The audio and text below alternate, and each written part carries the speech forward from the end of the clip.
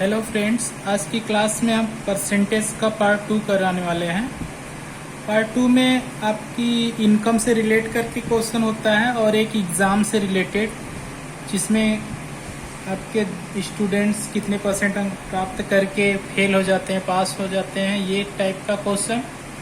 और आपका इनकम से रिलेटेड कि वो अपनी इनकम का कितना परसेंट खर्च करने के बाद इतना शेष बचा लेता है। आइए क्वेश्चन पे चलते हैं। क्वेश्चन करने से पहले आपको बता दें, अगर आप इस चैनल पे नए हो तो आप इस चैनल को सब्सक्राइब कर लीजिएगा। आइए चलते हैं क्वेश्चन पे।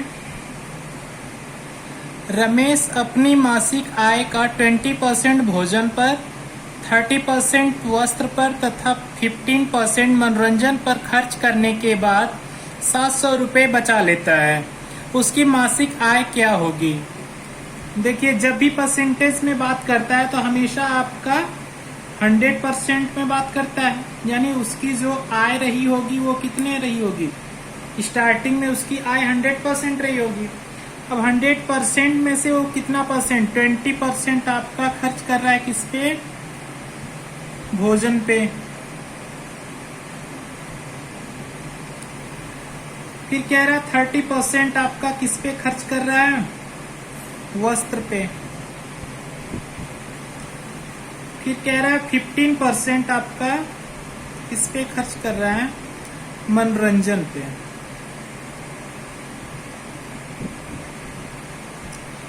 उसके बाद ये रिमेनिंग कितना बचा लेता है? 700 रुपये। ठीक है, ये खर्च 100% तो पहले उसकी इनकम टोटल रही होगी। टोटल 100% में से वो कितना परसेंट खर्च कर दिया, ये आपका टोटल ऐड करेंगे तो ये आपका 65%। 65% ये 100% में से खर्च कर दिया अपनी इनकम का, तो इसका रिमेनिंग कितनी इनकम बचेगी? परसेंटेज में अगर बात करते हैं तो इसकी रिमेनिंग इनकम बचेगी आपकी 100 माइनस 65 बराबर 35%। अब ये 35% इसका बचा हुआ है। ये जो कह रहा है 35% जो बची हुई है, यही आपका 700 रुपये बचा लेता है, सेव कर लेता है। तो जो 700 इसके पास सेव है, यही आपका 35% बचा हुआ है। तो कह रहा है कि 35% बराबर वो कितना है आपका? 700। तो 1% बराबर इसकी वैल्यू क्या हो जाएगी? 700 अपॉन 35। 35। अब 35 से इसको हम डिवाइड करेंगे, 2 टाइम्स में जाएगा 20, यानी 1% की वैल्यू कितनी आ रही है? 20। तो उसकी इनकम पहले 100% रही होगी, तो 100% की निकालने के लिए 20 इंटू 100 अपन आपका आ जाएगा 2000 रुपीज उसकी। तो you will get answer 2000 rupees. उसकी इनकम कितनी रही होगी? 2000, जिसमें से वो आपका खर्च करता है 65%, तो 35% वो बचा लेता है। 35% जो बचता है वही उसकी सेविंग होती है, जो दिया हुआ है क्वेश्चन में। आइए नेक्स्ट क्वेश्चन लेते हैं। किसी परीक्षा में एक छात्र 28% अंक प्राप्त करता है तथा 14 अंक से अनुत्तीर्ण हो जाता है। उसी परीक्षा में एक अन्य छात्र 32% अंक प्राप्त करता है, जो उत्तीर्णांक से 18 अंक अधिक है। परीक्षा का पूर्णांक क्या होगा? देखिए, ये आपका एग्जाम, इस एग्जाम में 2 कैंडिडेट हैं या 2 स्टूडेंट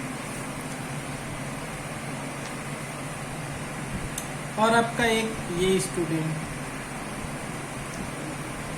पहला स्टूडेंट कितना पाता है? 28% अंक प्राप्त करता है, और ये 14 नंबर से क्या करता है? ये फेल हो जाता है।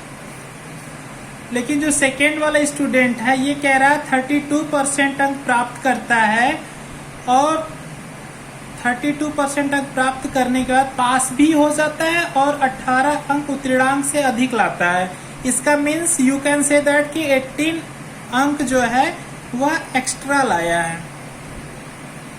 एक्स्ट्रा यानी पास तो हो ही गया, लेकिन उसके बावजूद वो 18 अंक क्या लाया है? एक्स्ट्रा लाया है। तो अब देखिए, 28% और ये 32%।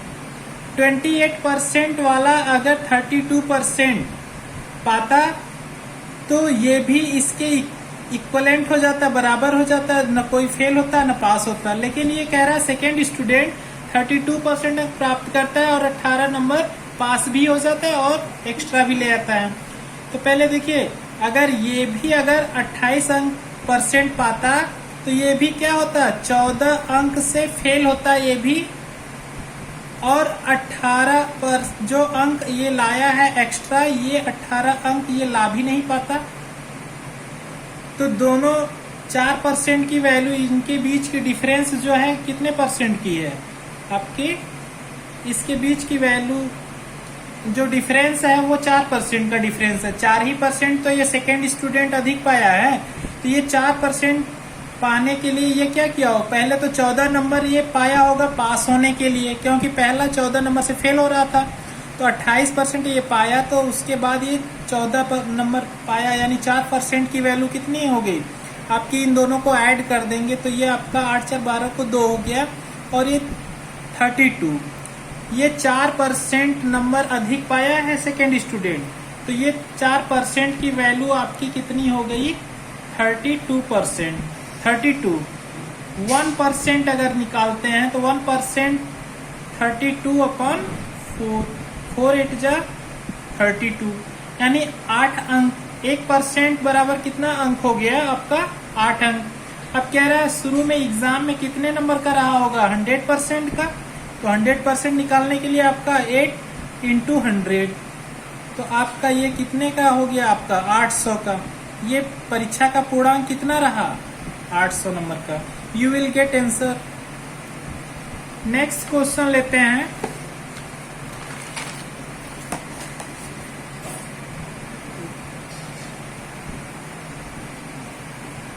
एक व्यक्ति अपनी आय का 1/5 भाग पत्नी को, शेष का 2/5 भाग, 2/7 भाग बड़े बेटे को तथा शेष का 1/4 भाग अपने छोटे बेटे को देने के बाद 900 रुपये बचा लेता है।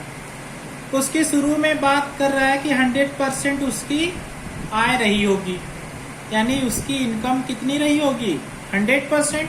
तो 100% का कह रहा है कि वो 1/5 भाग, जब देखिए फ्रैक्शन में जब बात करें हमारा, और फ्रैक्शन जो है रिलेट करे इनकम को, यानी कि जब फ्रैक्शन में दिया हुआ हो इनकम को डिवाइडेशन और आपका इनकम हो, तो कह रहा है कि आपका 900 रुपये आपका ये बचा ले रहा है। ठीक है, तो जो बचा हुआ है उसको हम जो डिवाइडेशन किया है उससे हम मल्टीप्लाई कर लेते हैं। ठीक है, 1/5 × 2/7 × 1/4। अब देखिए यहीं पे समझने वाली बात है, इन दोनों के बीच के डिफरेंस को हम फाइंड आउट करेंगे, और नीचे वाला हमारा ऊपर चला जाएगा। 900 × नीचे का वैल्यू ऊपर चला जाएगा 5/, इन दोनों के बीच में कितने का डिफरेंस है, 4 का। 5 में से 1 जाएगा, कितना हो गया, 4। वैसे ही नीचे की वैल्यू ऊपर 7/7, और 2 में कितने का डिफरेंस हो गया, 5 का, इंटू इसमें ऊपर चला जाएगा, और ये कितने का डिफरेंस हो गया, 3 का। अब देखिए इसी को हम सॉल्व कर लेंगे, हमारा आंसर फाइंड आउट हो जाएगा। अब देखिए 5 को हम इससे कैंसिल कर देंगे, 4 को 4 से कैंसिल कर देंगे, 3 से अगर हम 9 को काटते हैं तो 3 टाइम्स, तो ये आपका 300 हो गया। अब 300 का 7 से मल्टीप्लाई अगर कर देते हैं तो 7 3 जा 21, 2100।